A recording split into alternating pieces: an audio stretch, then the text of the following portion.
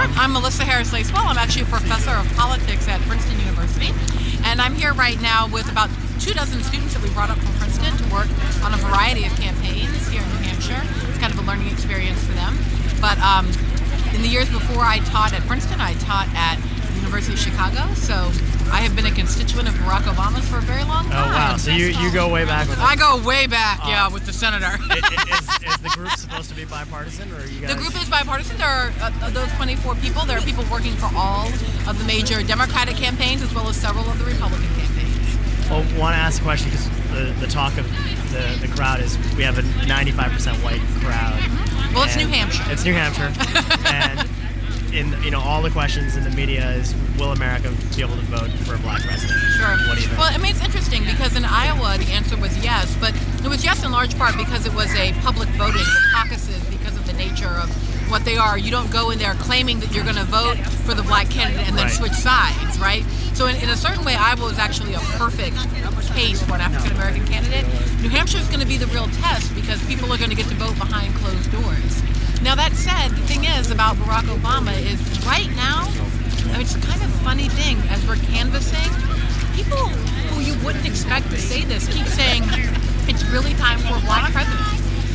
And I think what they're saying is, man, we really need the country to be radically different. Not radical, mind you, certainly not that. Very moderate, but somehow to really signal to ourselves, to the rest of the world that we're a different place.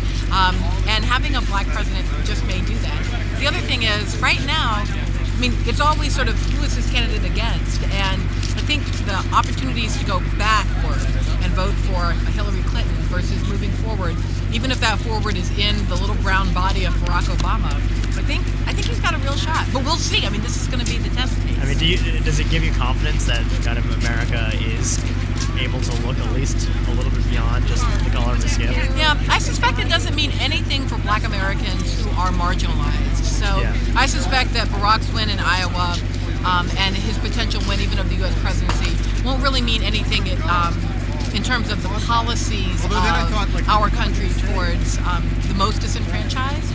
But it probably does mean a little something if you're excellent, in the sense of, like, if you are someone who is excelling, maybe it opens some things up. You know, I'm raising an African-American child. She's a 5-year-old kindergarten black girl, and we're going to all the rallies in part because I want her to see and to be a part of the excitement of the possibility of a black man for president. And so, are you excited?